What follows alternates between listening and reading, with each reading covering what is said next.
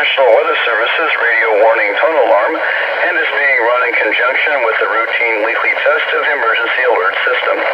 During potentially dangerous weather situations, specially built receivers are automatically activated to warn of the impending hazards. Tests of these receivers normally are conducted by the National Weather Service every Wednesday between 11 a.m. and noon. When there is a threat of or existing severe weather in the area, these tests will be postponed until another day.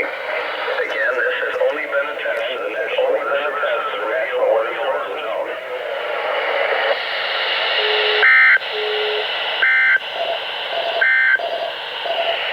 The hourly weather roundup.